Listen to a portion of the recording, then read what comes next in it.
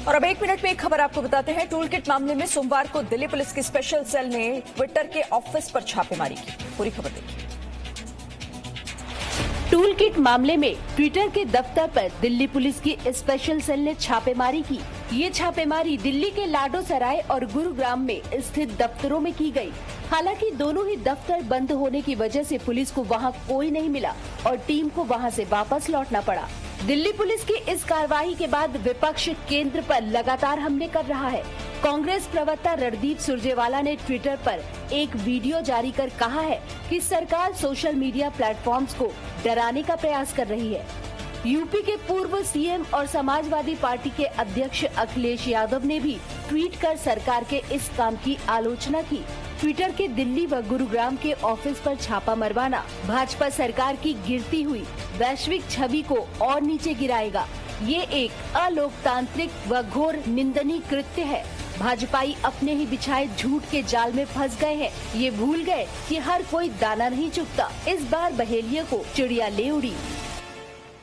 Allopathy पर की गई टिप्पणी के बाद अब बाबा रामदेव ने आईएमए और फार्मा कंपनी पर अपने 25 सवाल दागे। एलोपैथी पर की गई अपनी टिप्पणी वाले बयान को वापस लेने के 24 घंटे के अंदर ही योग गुरु बाबा रामदेव ने आईएमए और फार्मा कंपनी की ओर 25 सवालों की लिस्ट भेजी है। इस लिस्ट में बाबा रामदेव ने कुछ बीमारियों के इलाज को लेकर सवाल किए हैं। टाइप 1 और टाइप 3 डायबिटीज और उसके जटिलताओं का संपूर्ण समाधान, थायराइड, अर्थराइटिस, कोलाइटिस, अस्थमा की समस्या का स्थायी समाधान, एनक्लोजिंग स्पॉन्डिलाइटिस का स्थायी समाधान, आरए फैक्टर पॉजिटिव को नेगेटिव करने का उपाय, साइड इफेक्ट रहित कब्ज, गैस, एसिडिटी का स्थायी समाधान। आदमी बहुत हिंसक, क्रूर और हैवानियत कर रहा है, उसके इंसान बनाने वाली कोई दवा, कोरोना मरीज के लिए बिना ऑक्सीजन सिलेंडर के ऑक्सीजन बढ़ाने का कोई उपाय। एलोपैथी सर्वशक्तिमान और सर्वगुण संपन्न है, तो फिर एलोपैथी के डॉक्टर तो बीमार होने ही नहीं चाहिए।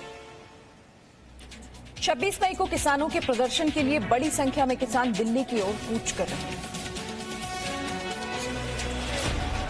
26 मई को नए कृषि कानून के विरोध में जारी प्रदर्शन को 6 महीने पूरे हो रहे हैं और ऐसे में किसानों ने बड़ा आंदोलन करने का फैसला किया है। आंदोलन के लिए किसान भी बड़ी संख्या में दिल्ली की ओर कूच कर रहे हैं। किसानों ने 26 मई को काला दिवस के तौर पर मनाने का फैसला किया है। किसानों ने कहा है कि वो अलग अलग इमारतों और उद्योगों पर काले झंडे लगाएंगे। कांग्रेस नेता नवजोत सिंह सिद्धू ने भी ट्वीट कर ऐलान किया है कि वो 26 मई को कृषि कानून के खिलाफ अपने घर की छत पर काला झंडा लगाएंगे और उन्होंने लोगों से भी ऐसा करने की अपील की है। विपक्ष के 13 दलों ने भी इस प्रदर्शन का समर्थन किया है, लेकिन कांग्रेस में इस प्रदर्शन को लेकर असमंजस की स्थिति बनी हुई है। एक ओर कांग्रेस 26 मई के प्रदर्शन में शामिल होने की बात कर रही है, तो दूसरी ओर पंजाब के कांग्रेस सरकार के सीएम अमरिंदर सिंह किसानों से प्रदर्शन न करने की अपील कर रहे हैं।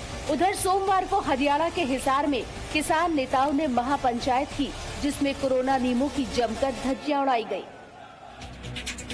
बंगाल में चुनावों में हुई हिंसा पर कार्रवाई के लिए राष्ट्रपति से लेकर सुप्रीम कोर्ट के मुख्य न्यायाधीश तक को चिट्ठी लिखी जा रही है। पश्चिम बंगाल चुनाव में हुई हिंसा पर कार्रवाई की मांग को लेकर चिट्ठियां लिखी जा रही है। एक चिट्ठी पूर्व राजनयिक, जज और अधिकारियों ने राष्ट्रपति को लिखी है। चिट्ठी में उन्होंने हिंसा के दोषियों पर सख्त कार्रवाई की मांग की है। हिंसा की कार्रवाई के लिए एसआईटी को गठित करने की मांग भी की गई है।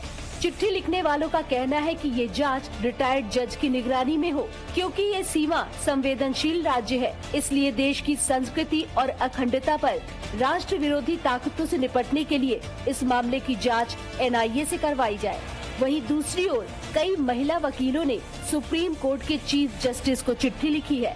ये चिट्ठी 2093 महिला वकीलों ने बंगाल हिंसा पर लिखी है। चिट्ठी में मांग की गई है कि बंगाल में हिंसा की जांच एसआईटी से करवाई जाए। इस हिंसा में बच्चे और महिलाएं सबसे ज्यादा पीड़ित थे।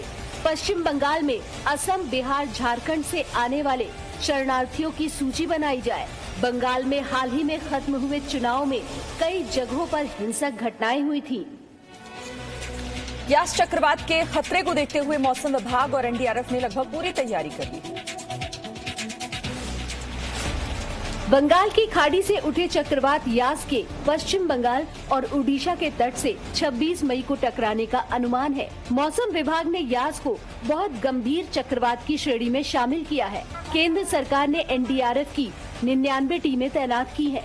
तूफान से सबसे ज्यादा नुकसान पश्चिम बंगाल और उड़ीसा में हो सकता है। एनडीआरएफ की बंगाल में 35, उड़ीसा में 52, अंडमान में 1, आंध्र प्रदेश में 3 और तमिलनाडु में 5, झारखंड में 4 टीमें तैनात की गई हैं। कुल 50 टीमें देश में अलग अलग स्थानों पर तैयार रहेंगी ताकि जरूरत पड़ने पर एयरलिफ्ट किया जा सके। नौसेना के पूर्वी कमान मुख्यालय ने 4 युद्धपोतों को human assistance and disaster relief के लिए स्टैंड बाय पर रखा है। एनडीआरएफ डीजी ने कहा है कि चक्रवात यास के दौरान ओडिशा, पश्चिमी बंगाल और ऑक्सीजन प्लांट्स और उससे जुड़ी सड़कों को ऑपरेशनल रखना प्राथमिकता है। यास तूफान के आने में 24 घंटे से ज्यादा का समय बाकी है, लेकिन इसे लेकर राजनीति भी शुरू हो चुकी है। बंगाल की खाड़ी से उठा चक्रवात यास देश के पूर्वी तट की ओर बढ़ रहा है, मगर इसे लेकर राजनीति ने जोर पकड़ लिया है। पश्चिम बंगाल की सीएम ममता बनर्जी ने केंद्र पर बंगाल से भेदभाव करने का आरोप लगाया है। गृह मंत्री अमित शाह ने आंध्र प्रदेश और ओडिशा दोनों के लिए 600 करोड़ रुपए के अग्रिम राहत पैकेज की घोषणा की, लेकिन हमारे लिए केवल 400 करोड़ रुपए। मैंने अमित शाह जी को बोला कि ये भेदभाव क्यों? तो अमित शाह ने कहा कि हम बाद में बात करेंगे। कहा कि ये साइंटिफिक व्यू से होता है। मैंने कहा कि मुझको पॉलिटिकल साइंस के बारे में ज्ञान है, इस साइंस के बारे में ज्ञान नहीं है। इसी साल खत्म हुए बंगाल चुनाव के बाद भी केंद्र और ममता सरकार के बीच तनातनी जारी है। हाल ही में नारदा स्टिंग को लेकर भी दोनों के बीच जमकर विवाद हुआ था। कोरोना की दूसरी लहर के लिए बीजेपी महासचिव कैलाश विजयवर्गीय ने चीन को जिम्मेदार ठहराया। कोरोना की दूसरी लहर के लिए बीजेपी महासचिव कैलाश विजयवर्गीय ने चीन को जिम्मेदार ठहराया है। कैलाश विजयवर्गीय ने कहा, कोरोना की दूसरी लहर भारत में आई चाइना का वायरल वॉर है।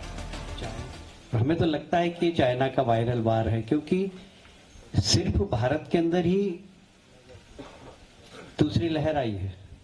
लगा हुआ देश बांग्लादेश, वहां नहीं, पाकिस्तान में नहीं, श्रीलंका में नहीं, भूटान में नहीं। कैलाश विजयवर्गीय ने दावा किया है कि पीएम मोदी ने चीन को चुनौती दी है, इसलिए उनकी लोकप्रियता खत्म करने की साजिश है। यह लहर आई है कि भेजी गई है, ये एक चर्चा का विषय, क्योंकि दुनिया के अंदर यदि चाइना को किसी ने चुनौती दी तो भारत ने दी, मोदी जी ने दी। और अब देश भर का कोरोना अपडेट अगले 1 मिनट में देखिए। देश में कल के मुकाबले करीब 20,000 कम नए मामले सामने आए हैं, लेकिन कोरोना से हो रही मौतों की संख्या फिर से बढ़ गई। पिछले 24 घंटे में देश में 2,22,315 नए मामले सामने आए, जबकि इस दौरान 4,454 मरीजों की कोरोना से मौत हो गई। वहीं पिछले 24 घंटे में 3,02,544 लोग इलाज के बाद ठीक हो गए। भारत में कोरोना के कुल 2,67,52,447 मामले आ चुके हैं। इनमें से कुल 2,37,28,011 लोग ठीक हो चुके हैं। देश में एक्टिव मरीजों की संख्या 27,20,716 हो गई है, जबकि अब तक भारत में कोरोना से कुल 3,03,720 मौतें हो चुकी हैं। भारत में अब तक 19,60,51,962 लोगों को कोरोना की वैक्सीन दी जा चुकी है।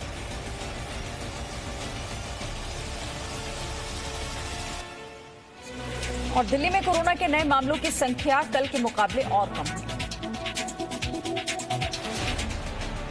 दिल्ली में कोरोना के नए मामलों की संख्या 1500 के करीब पहुंच गई है, लेकिन यहां भी कोरोना से हो रही मौतों की संख्या बढ़ी है।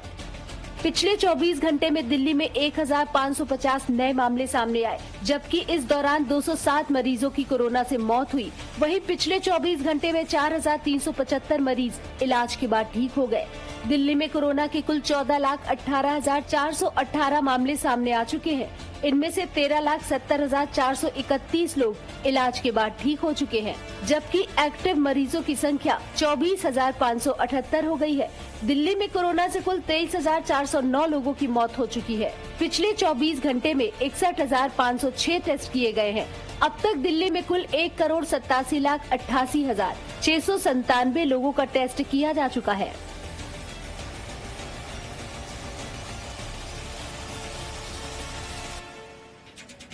महाराष्ट्र में कोरोना के नए मामलों की संख्या 25,000 से नीचे आ गई।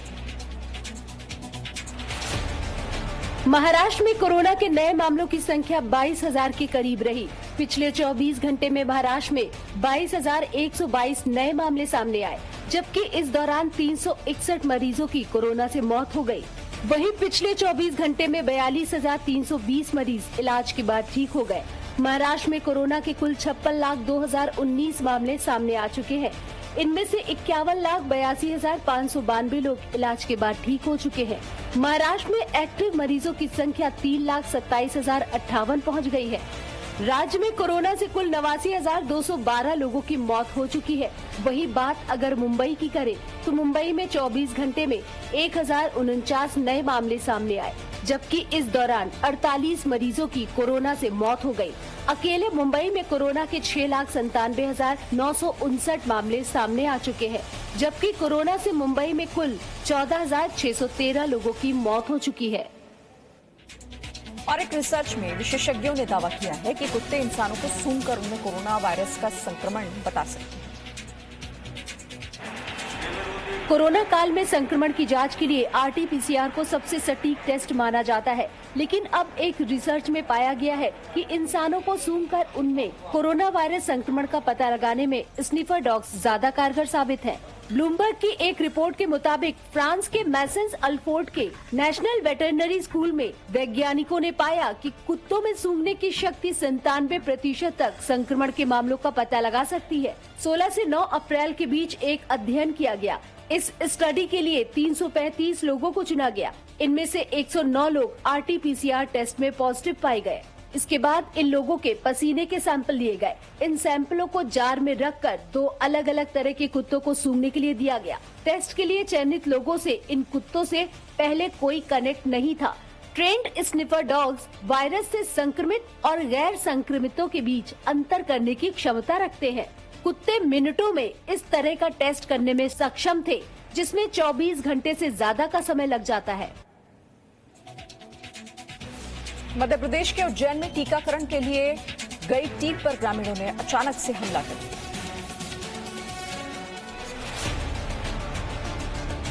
सोमवार सुबह उज्जैन के उल्हैल थाना क्षेत्र में जब स्वास्थ्य विभाग की टीम ग्रामीणों का टीकाकरण करने पहुंची, तो कुछ लोगों ने अचानक उन पर हमला कर दिया।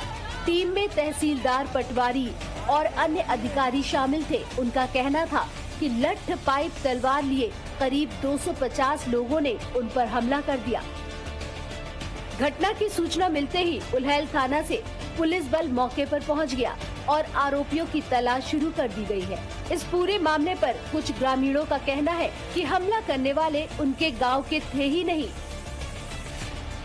साथ ही लोगों ने कहा कि उनके गांव में 2 लोगों ने टीका लगवाया था और कुछ समय बाद उनकी मौत हो गई, जिससे टीकाकरण को लेकर उनके मन में डर है।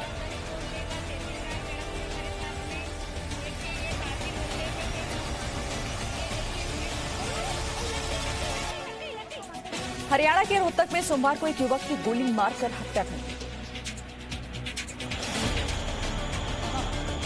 हरियाणा के रोहतक में सोमवार को 2 बाइक सवारों ने एक्सरसाइज कर रहे युवक की गोली मारकर हत्या कर दी। रोहतक में वैश्व शिक्षण संस्थान के अग्रसेन स्टेडियम में अंकुश नाम का युवक एक्सरसाइज कर रहा था कि अचानक 2 बाइक मौके पर पहुंची और युवक पर ताबड़तोड़ फायरिंग कर दी। हत्या के कारणों का अब तक पता नहीं चल सका, लेकिन पुलिस का दावा है कि आरोपियों को गिरफ्तार कर लेगी। 2 लड़कों ने गोली मारी है।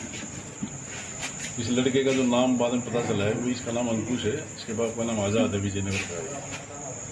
अब किसने गोली मारी है, इनकी वजह रंजिश क्या थी, उस चीज का भी कंफर्म हुआ नहीं है अभी किसने किस। देखिए, जो मौके वारदात को देखते हैं तो इसमें ऐसा लगता है जैसे 7-8 फायर हुए हैं, इस पर लग रही है गोलियां। बाकी क्लियर जब होगी, जब पोस्टमार्टम होगा उससे पता लगेगा कि कितनी फायर हुए, कितनी गोलियां लगी। Presenting B News app, available on Google Play and App Store. Download it now.